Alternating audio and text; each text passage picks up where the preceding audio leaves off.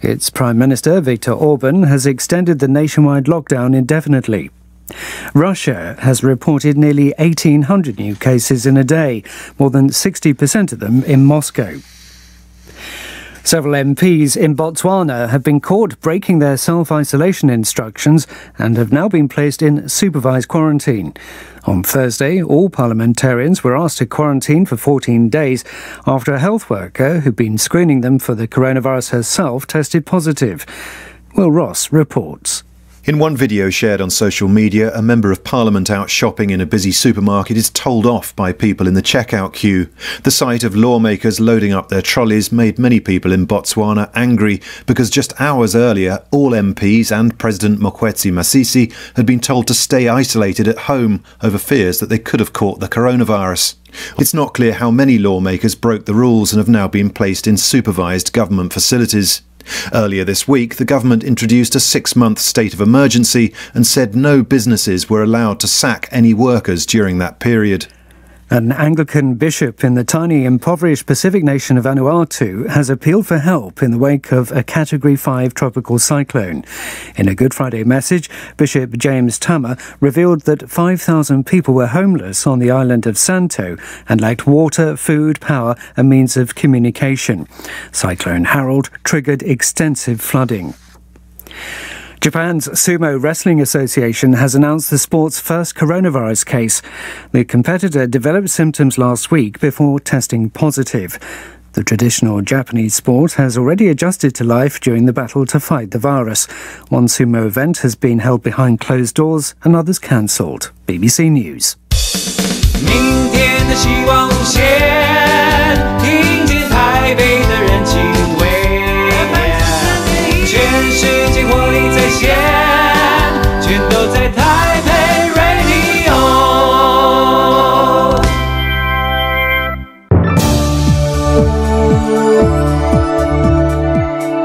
公民总主笔，方恩格时间。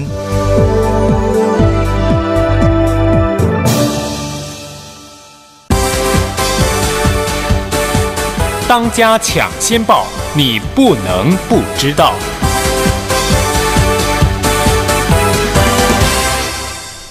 在今晚公民总主笔方恩格的时间中，我们特别邀请手工定制鞋品牌的 KAZUO CRAFT 的创办人EJ So 来和大家聊一聊定制鞋的制作过程。EJ 曾经赴日本拜入制鞋大师花田和夫的门下，学习传统的手工制鞋技术，而后也曾旅居英国，在伦敦成立工作室。在今天晚上公民总主笔的时间中 ，EJ 就来分享他成为制鞋师的故事，以及他过去在国外生活和学习的情况。谁当家？谁当家？谁当家？你当家？谁当家？谁当家？谁当家？当家？我当家？你当家？我当家？我当家？到底谁当家？你来当家。 Welcome to the Residence Messenger program. I'm your host, Ross Darrell Feingold, on the Taipei Broadcasting Station. We are wearing masks, but behind these masks, be assured we are smiling. And I'm so lucky today to be joined by KAZUO CRAFT's EJ So, a bespoke shoemaker here in Taipei. EJ, welcome to the program. Thank you. Thanks for having me. You know, a lot of us, we meet people from kind of the same professions, right? We meet doctors and we meet business people, but very few of us ever have the chance to meet a bespoke shoemaker. And before we get in detail about making shoes in Taipei as a bespoke shoemaker, tell us a little bit about your background. And when you were a child, I'm going to take a guess, you didn't think you would become a shoemaker when you... For sure. I had no idea. If someone going to tell me, like, you're going to be a shoemaker when I was 10, I would be shocked. So when you were 10, growing up in Taiwan, what did you want to do? I think as a kid, there are so much, like, I was imagining maybe as an animator because I was really into comic books. At the period, I also maybe thinking like maybe I can be a professional baseball player. I would say until more like close to teenager, I was clearly knowing that I was really into fashion.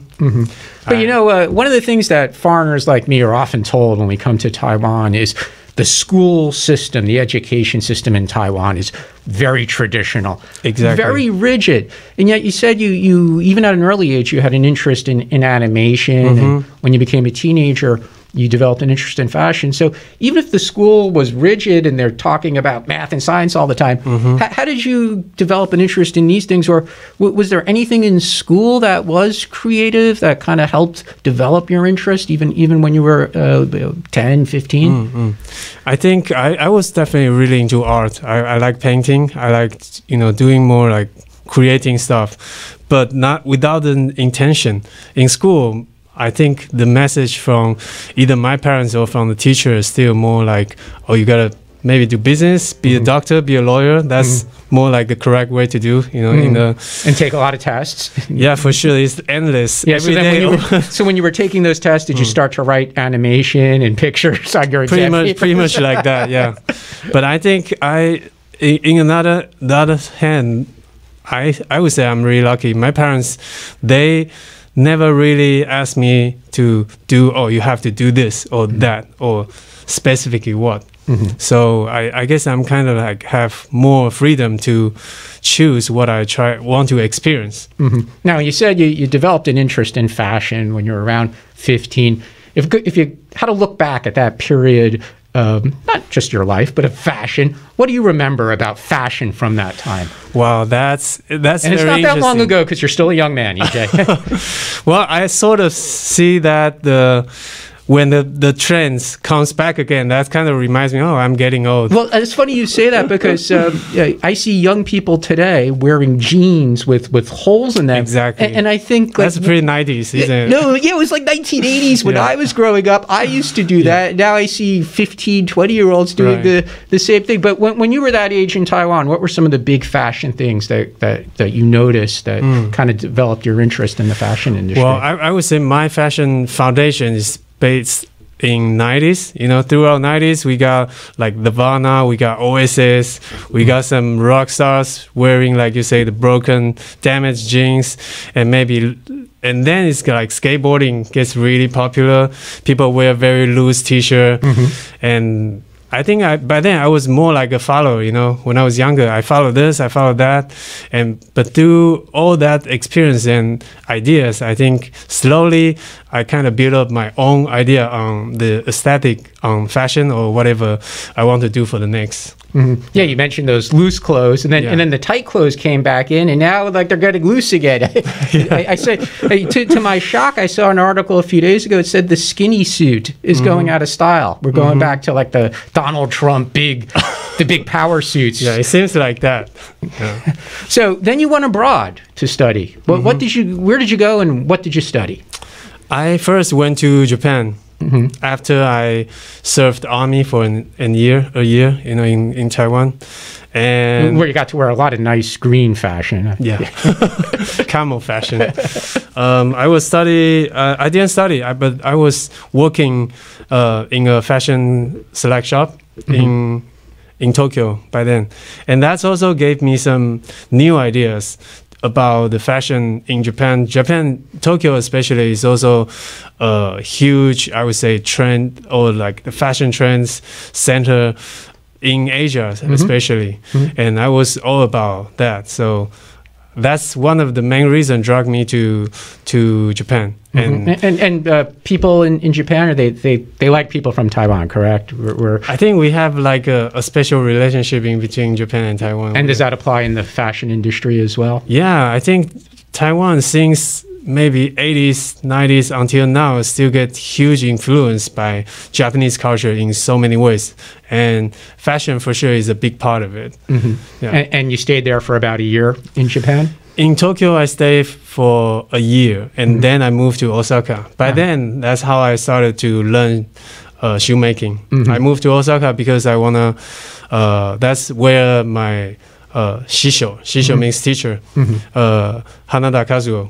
I went to study shoemaking with him, and after a year, I luckily got a job at the local shoes company in Osaka, and that's also where start my journey about being a shoemaker, literally making shoes, not just learning as an apprentice. Yeah. Now, being an apprentice to a master shoemaker in Japan, is this like those Hollywood movies where like the American goes to Japan and learns how to make noodles, something like that? I think I was also imagining something like that, but it's actually pretty, now I think it's pretty modern, but the thing we are learning for sure is very traditional. But at the beginning, I was pretty shocked. Even the threads we use or the wax, we literally make them by ourselves. It's kind of like, for me, it's mind-blowing because normally people go to the store, buy the threads, go to the store, buy the wax, and then you can start to make shoes. But our teacher, by then he was already 85 years old, and he's been making shoes for 60 years. So everything he uses is really back in 40s, something like that. So I learned something really traditional. Maybe it's not as functional or useful nowadays, we will see, but I think that's the foundation where I start to know the how fascinating about shoemaking. Were you with a whole class of apprentices, or were you the one apprentice that? Oh yeah, it's with a bunch of people. Yeah. And how did these people get selected to be an apprentice to this? Well, we apply for that, and we actually pay for that. So it's more like okay, it's a little bit modern. It's not like those Hollywood movies where you just knock on the door and they say no, and you knock again, and you make a nuisance of yourself until they finally say yes. And where were your classmates from in this apprentice program? I was the only foreigner. Oh, everyone else was Japanese. Everyone else is Japanese. So all the teaching was in Japanese. Yeah, of course. And you knew you were able to speak Japanese already because you had been living in Tokyo. I was trying. By then, I was still not yet reached the level that I can be fluent. So for sure, it's kind of frustrating. And also I was really shy. I don't want to ask so many times, like, what does that mean? Normally I ask twice and then I will pretend, okay, I understand. But then I have to figure out just by myself, by maybe picking other people how they do and just figure out by myself. And also I would assume that it involved a lot of specialized terms. Like, even though I speak Mandarin, I've been studying for many years, there's still a lot of specialized terms in things like business or science or arts. That I wouldn't know because we don't use these kinds of words on a daily conversation basis. Exactly. Also, the company I was working for, I was the only foreigner. By then, there were like 50 people in the company.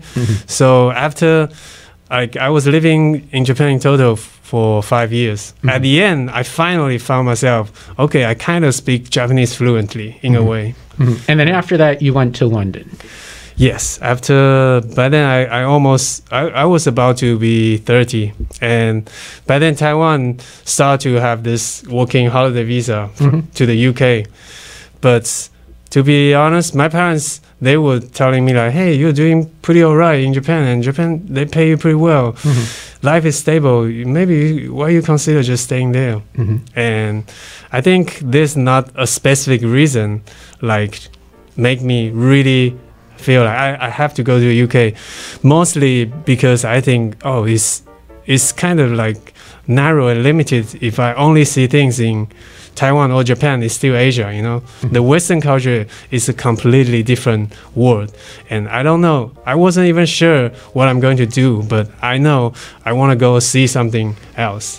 But you wanted to do something within the fashion space when you got to London. Yeah, and the first year I was just working in like urban outfitters. I was working for them, and then I was working for Italian shoes brand Sergio Rossi. And how long did you stay in London? In total, about 2.5 years. And at that point, did you want to go back to Japan, or you felt like now's the time to come back to Taiwan and start my bespoke shoe business? Well, I would say I'm never a really good planner, so I really follow my instinct, and also of course my circumstance, whatever the opportunity I have around me, and I make the choice without really analyzing too much. What can I do, or what would I get in the future? But I started my studio in London. By then that was going pretty all right. But I think the main point to me is that in London there are so many bespoke shoemakers. It's not something new. But imagine my hometown in Taiwan, in Taipei, in my whole life, I never heard of someone is doing bespoke shoemaking. No, I never heard of it either until I became aware of your boutique. So you came back to Taiwan, and you sound like the kind of person who didn't write a long business plan with a lot of details, because you just said, you kind of follow your instincts. So you come back to Taiwan, you told people, I've identified something that doesn't exist here, and it's consistent with the experience that you already had. What was the reaction from family and friends when you said, I'm gonna start a boutique making bespoke shoes? For sure, I think my parents, they were pretty worried about me. I think in their generation, people working with hands, like shoemakers, that means more like the working class. You probably won't have a very nice life quality, or you have to work really hard. You're not sitting in the office. That's almost the opposite of what they would expect me to do.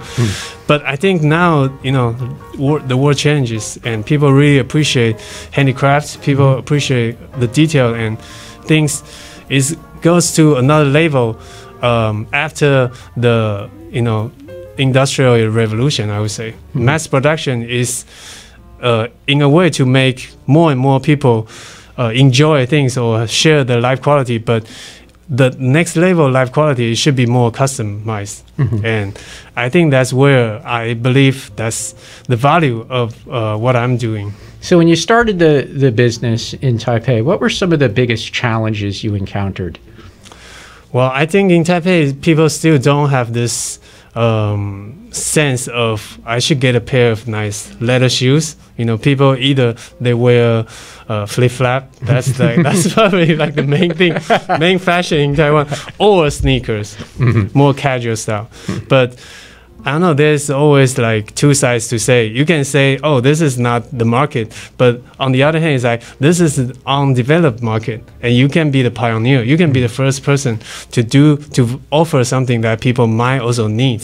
Depends on how you see it. And I guess I chose the second. What about finding the materials, the supplies that you needed, the equipment that you needed? Did you have to bring all of this stuff from overseas, or you were able to find everything you needed in Taiwan? Well, in fact, Taiwan was one of the biggest shoemaking country. But that's for mass production. Yeah, right. True. But still, if you are talking about for shoemaking materials, shoemaking tools, even machines, I remember when I was in Osaka, I went to all those factories, and I noticed that all the machines, there's a mark says made in Taiwan.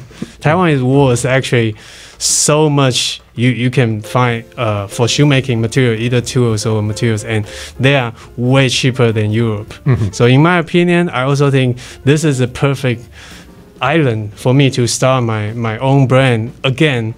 But of course, my goal still wants to bring this to worldwide, to be more global. Yeah. So when you started the brand or the business in Taipei, where was your first location? I mean, did you want to just do it online, or you knew you had to have a physical location because the customers needed to come and you needed to measure them, they needed to actually pick up shoes and feel them, and that's how you convinced them to buy them. So where did you start the business physically when you first began? I actually started in Muzhang. My studio is still there. I think that's important for sure, just like you say. For bespoke shoes especially, I need to really touch the feet of my clients. I need to know what kind of shape it is, and I need to know when they put the shoes on, how do they feel. That matters to me. Bespoke shoes is not just about, you select the size, you select the color, customize your style. Also about the fit, how it fits, the fitting. And we're still working in Muzhang as a very small, tiny studio, but we make all the shoes we make now. Even we have the store in department store now, but still all the shoes is made in that tiny studio in Muzhang. And what's the typical length of time it takes to get a shoe? Maybe does a customer have to come multiple times for several fittings before you could actually begin work? What's the process? The process at the beginning, for sure, we will do the measurement. I take the measurement, and we will also let them try on our samples to make sure that which size they fit the best, and then from there to adjust. For example, if they find, the width is not wide enough, and then we will maybe reshape the shoe last, which is the model of how we make shoes. And then from there, maybe the instep, people, especially in Asia, people have higher instep, but people like those really the shape is very smooth and maybe very narrow and thin European style leather shoes. So we will try to reshape them, still make the shape look smooth, but inside have more space for people have wider or thicker feet. One thing that I've always found curious when buying shoes in Taiwan or other places in Asia is that in America, when I was a child, and even till today, when you go to the shoe store, they have this big metal thing, and you put your foot inside, and it has like a ruler. Yeah. And it's like, Yeah. and they don't have that in Asia. I've never seen that in a shoe store in Asia. And I say, well, I want to pick some shoes, and they say, what size are you? I say, could you measure it? And they look at me like I'm crazy. They say, well, you should know the size of your foot. So how do they measure feet? Yeah. I think that's a cultural thing, right? It's really different. People here, you just try it on, and then until you feel this is comfortable. I remember when I was a kid, I went to the shoe store. They always told me, "Oh, it's just when you put the shoes on and put one finger in the back, if it's one finger exactly, and that's your size." But in America, they always said put one thumb on the front by the big toe. They push down to test whether it's the right fit. Yeah. So you sorry if this might be a silly question. Do you use a ruler, or you just kind of use your hands to determine the right fit? I use the ruler, but it's more like the tape. Like a tape measure. Yeah, tape measure. So because we need to get not just the length, also the width and how high, even the arch, because lots of people, they have like flat feet. So we also need to measure the how much the arch to really make sure the fitting is perfect. And one thing I've also found unusual that I can't find in Taiwan is taps. Maybe some listeners don't know what I mean by a tap, but like a piece of rubber to put on the back of the shoe. Yeah. For people like me who walk kind of unevenly, I kind of walk like a duck, right? My feet are kind of going in different directions. Yeah. So the heel wears down at different angles. Yeah. So other countries, they sell like little pieces of rubber you could hammer on to the back of the shoe or the front of the shoe. And I don't see those here. I go to the shoe store in Taipei, and they say, oh, people just take off the whole sole and replace it. Well, I think there are more and more like really, maybe like my generation, some people really into shoemaking or crafts, and I will give you some information about those people. They can really repair your shoes. Even some people even just make resole. They buy this and then ask them to resole with the higher quality of leather sole. At the end, it turns out something amazing, beautiful. Yeah. And what are we talked about how in the 90s there were certain fashion trends. In the time that you've been doing this business in Taipei, what have been some of the fashion trends that have come or even gone already as far as what the customers ask for? I think like sneaker sole is for sure a trend, I would say, in the past maybe 5 years, because sneaker kind of take over the fashion. All the fashion brands, they used to make really luxury leather shoes. Now they make luxury sneakers. But I think my philosophy about my creativity or my service or my product, I hope they are not really about the trend. I hope they are something more like timeless. I wish they can be, lasting for a long time, not just because, this is the trend, we're going to make this, and next season we're going to make something else. I always try to remind myself, we're going to make something I would consider is extraordinary because it's long-lasting, it's seasonless, it's something you would cherish and maybe even give it to your son one day, something like that. It's like a piece of jewelry, like a watch or something that a man might give his son. But there are some trends and things that customers kind of come in and insist, where you have to take the lead and say, no, you don't want that. Let me tell you what you want. No, I think my job is still more like offer whatever they need, my clients. But if it's our original design, I wish them more like just because we think this is useful, we think this is beautiful, and not just considering oh, what's going on in the market now. And do people in Taiwan, their knowledge of what is in the market or what's fashionable, is it unique to Taiwan, or they come to you with photos of something from an international magazine or something they bought overseas and say, I want something like that? Yeah, I actually had a couple of times that my customers, they will send me photos, either they take from the magazine or maybe just screenshots from the internet. And I think that's pretty interesting project and kind of challenging, because you want to make something that's really, from someone else's needs, and you maybe have a different imagination or how you expect it would be. So I find it's challenging, but most of the time I really enjoy this kind of project. Also, like, we also make shoes for movies before, also for artists on stage, like stage shoes. I think those are more interesting projects. People give me an idea and I'm the executor, really, to make it happen and to make everyone happy at the end.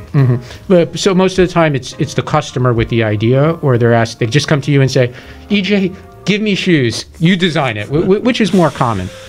For sure, people will have their basic idea, I think. But I also had the experience, just like you say. People really, they might just saw me on TV. One time, a gentleman came to my studio after just on the TV, the interview, and he literally just gave me the money, say, I want 5 pair of shoes, and you decide what they are.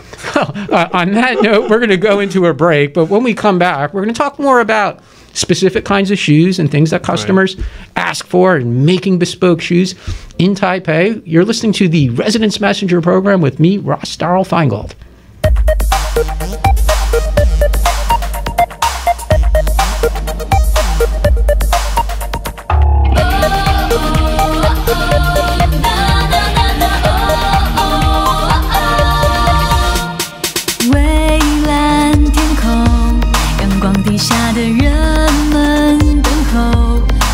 这故事结束之后，能有甜美收获。张开双手，我期待看见真诚笑容。城市里充满新的冷漠，都渴望被拥有。努力尝试每个未知考验，你会融化彼此心中界限，给出一个机会 ，Can you give it away？ 伸出双手 ，You're not alone， 整个宇宙后没有缺口，让星空能照亮每个人的心中。我的朋友 ，You can give me more， 美丽的梦我无法形容，每分钟都能够感觉到很感动，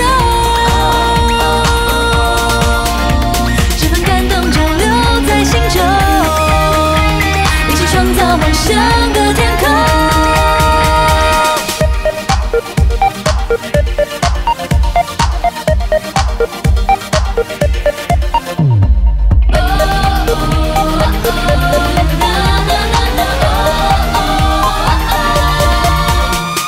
张开双手，我期待看见真诚笑容。城市里充满新的冷漠，都渴望被拥有。努力尝试每个未知考验，你会融化彼此心中界限，给出一个机会 ，Can you give it away？ 伸出双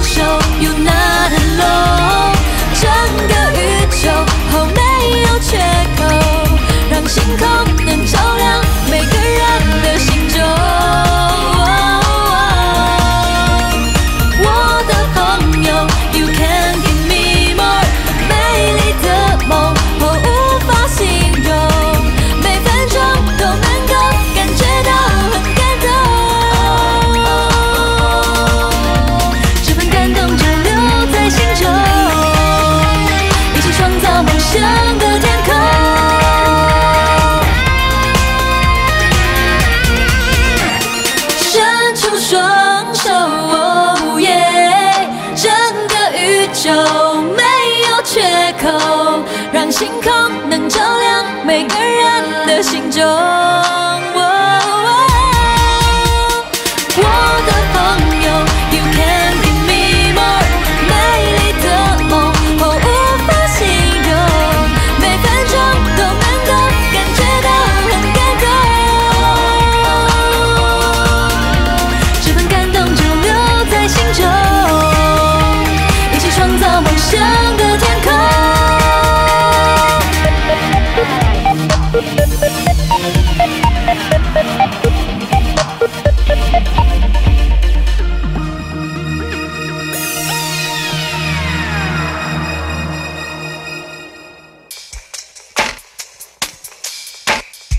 收听台北广播电台 FM 93.1 AM 1134，让你的心情嗨起来。大家好，我是陈零九。4月1日到4月30日，使用牌照税开征喽！师傅秀几招呗？便利商店自动柜员机转账、活期储蓄存款账户、金融机构约定账户转账、信用卡、晶片、金融卡都能缴纳。接招！还有一化绝招，在家就可办，行动身份识别台湾 FIDO 代替自然人凭证查缴税，还有下载行动支付业者可缴税制 APP， 扫描缴款书上的 QR code 完成。哇，太神喽！以上广告由财政部提供。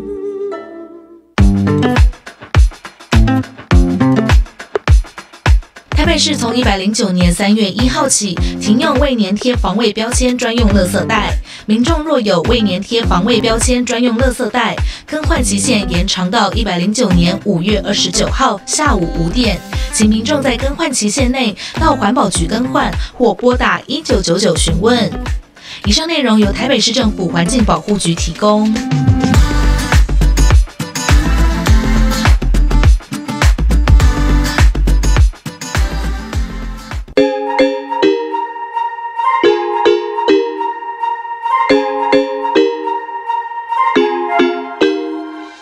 2020台北杜鹃花季从即日起到4月5号，在大安森林公园开启台北市政府赖官方账号，扫描现场 Hello Kitty 情境装置，或到台北杜鹃花季特约店家搜集 QR Code， Dyson 3合1空气清净机、iPad 等多项大奖等你带回家哦。详情请见官网。以上内容由台北市政府观光传播局提供。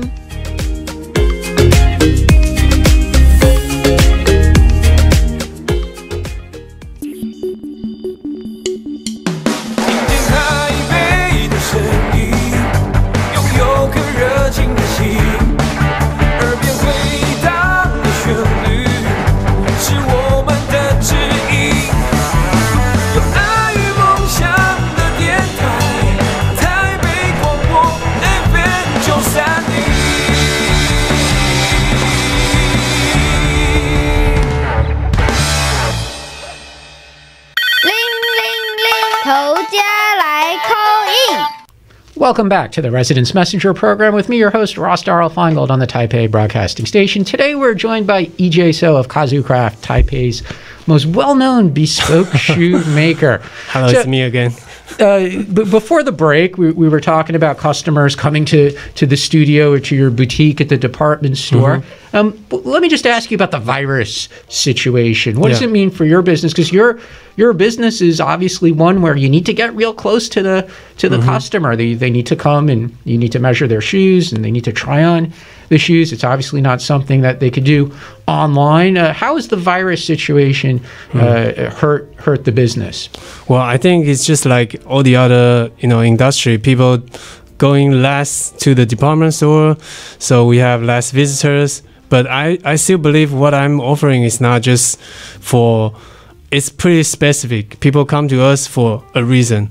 Either they want a special shoes or they have a special shape of feet and they want to solve the problem. So I think now we have less visitor because of the virus issue. But I think my goal is not just offer my shoes to as many people I can. It's more like when people really have this problem, and I would love to be the person who can solve your problem. But they need to wear a mask when they're getting measured, correct? Yeah, for sure. Yeah, because you're down there, they're up there, right? I'm more dangerous. Yeah, you're more.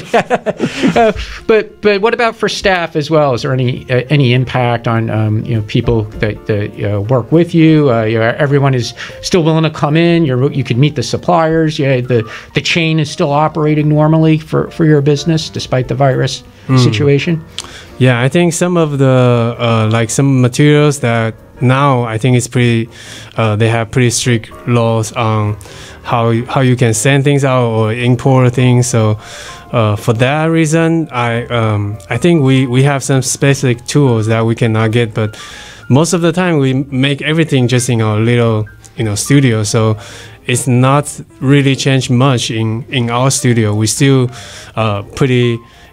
Like function pretty well in a way. Well, that's one of the great things about Taiwan and why Taiwan's getting so much positive media attention, because we're still, for the most part, business as usual here. I'm grateful for that for sure. We all are, and we hope that continues. So if I came into the boutique and I wanted some shoes with like the Taiwan flag on it, you would do that for me just to show my love for Taiwan? No problem. Why not? That's my country.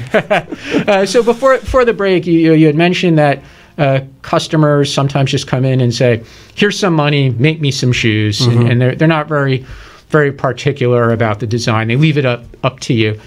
Tell us a little bit about the range of the pricing and from the most inexpensive, basic bespoke shoe. If I say, I just want something to match my business suits, something nice and leather, all the way to the, you said you do things for artists and movies. If someone comes in with something very, very elaborate, they want something very unusual. Tell us a little bit about the price range. Yeah, I think the price range is kind of wide because we offer something. The lowest is like the leather sneakers, and it's all about the process because we can make them quicker.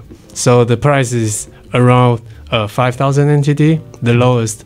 And normally with the leather sole is about 12,800 NTD. And if you really want to order special design from something, maybe you just imagine, or you can give me your own design and I'll make them for you. That will be about 20,000 to 25,000. And how does that compare, just for some of our listeners who don't have a habit of buying expensive shoes or bespoke shoes, how would that compare to buying a very well-known brand? We don't have to mention any names, but if you went to a boutique of a well-known fashion footwear brand for some very nice shoes, let's say business kind of match a suit, what kind of price range would those typically be at? Well, I think if it's from a big brand, normally the same quality or the same way how I make shoes, they will charge almost like 100% more than how much I charge. But that's fairly because they spend more money on advertisement, their branding, their stuff. But I think the consumer, what I'm doing also trying to educate my consumer that if you like those brands, it's okay, it's fine. I don't have a problem with that. But you should know that you are paying actually more because of the brand, because of the logo. And if that's what you're going for, I'm totally fine. But if you care about the quality, if you care about the fitness, if you care about how the shoes works for you, and I think we are trying our best to really offer our clients what they need, not just about the fashionable or the logo. Now, you've mentioned a few times in our chat today about sneakers, and I think people who know a little bit about bespoke shoes typically think of bespoke shoes as being fancy footwear to go with suits or other kinds of very serious kind of dress. Are the sneakers just fashion sneakers, or you're making sneakers that we could play basketball or other sports in as well? Well, I wouldn't recommend my clients, hey, you can wear this to play basketball. But the sole I'm using, they are absolutely comfortable. They are for daily wear, day to day. Even you like have a small run across the road is totally fine. I think that's also the reason I use different type of soles, not just about the fashion. For the big reason is also my clients, they have their own needs. They want to wear the shoes more comfortably, not just all the leather shoes, leather sole. but all different type of sole, they have different reason and different function for my customers. So my job is just introduce to them like this is for comfort, this is for you can resole this so you can last longer, and this is for maybe outdoor this type of sole. So it always depends on my clients what they need. And what do you usually recommend as far as zippers, laces, no zipper, no lace? Is it purely a fashion issue, or maybe related to convenience or the weather in Taiwan, which is usually hot and humid? What about these smaller accessories? What's the expert recommendation? Or you just defer to what the customer wants? Yeah, I think this is definitely more personal. I also try not to be too giving too much my personal idea, because I think that's my aesthetic. I think this color combination looks great and you think it looks pretty bad, and I don't want to be too offensive to my customer, but I will give some more practical advice. Like if they have higher instep, then I would suggest you maybe instead of Oxford is more like closing lace, and I would suggest maybe wear the Derby. Derby looks more casual because it's an open lace, but then it gives your instep more space for your when you wear them. So I think my advices were more based on what kind of occasion you want to wear the shoes and what kind of feet shape are you. That's more accurate, I think. And what about for maintenance? Again, Taiwan being hot most of the year and humid the entire year. How about maintenance for bespoke shoes? What do people need to know? I think many people don't know one thing is that leather shoes actually not just, it looks maybe more people will consider, oh, that's luxury, that's good quality, but it's hard to wear. But in fact, leather sole is definitely the most healthy and nice to human body. First is natural material. Second, you might don't see it, but it actually has holes because it's real leather. So you can, when you wear them, your feet can really breathe. The air can go through. So when super humid or hot days in Taiwan, if you wear rubber sole, they are actually going to make all the heatness in inside of your shoes goes higher, and also when you sweat, those they won't go out. But leather sole, they will give you more air going through in and out. So it's actually more healthy option. Now give us a little bit of a trade secret. What do people really need to know to prevent getting those awful wrinkles on the shoes? How do you prevent that from happening? I think to be honest, in Taiwan it really rains a lot, and leather shoes is easy to get moldy as well. But if you really want to take care of them, it's actually not that difficult. You just need to have the waterproof spray, and you can get them in any kind of online as well. But most of the shoe store or even department store, they always have this waterproof spray, and you spray on all over your shoes, and it's also not just stop the rain, it's also stop the dust. Afterwards, you can easily just use the brush to brush the dust away, and your shoes will look clean and nice again.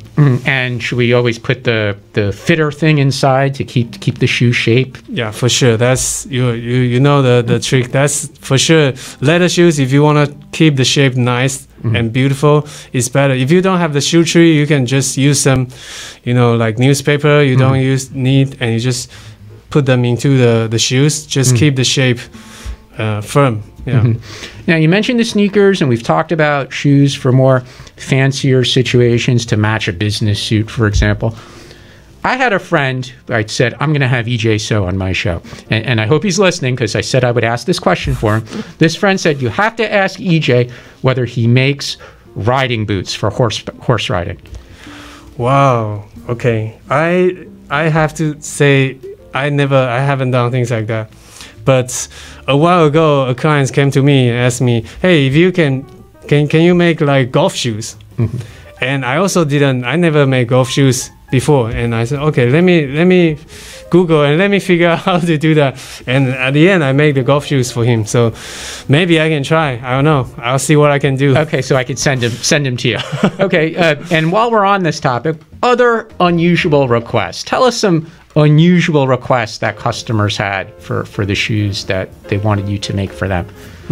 I think I wouldn't say it's like really, unusual, but some people, they might want to have their special, like one client, he has a very special surname, and he wants us to do an embroidery. Yeah, it's kind of like a monogram shirt. Yeah. So at the end we make the embroidery on the leather and use that leather to make the shoes. Also, another customer from Russia, she's an artist, also a painter. So she wants to make the shoes with her own painting.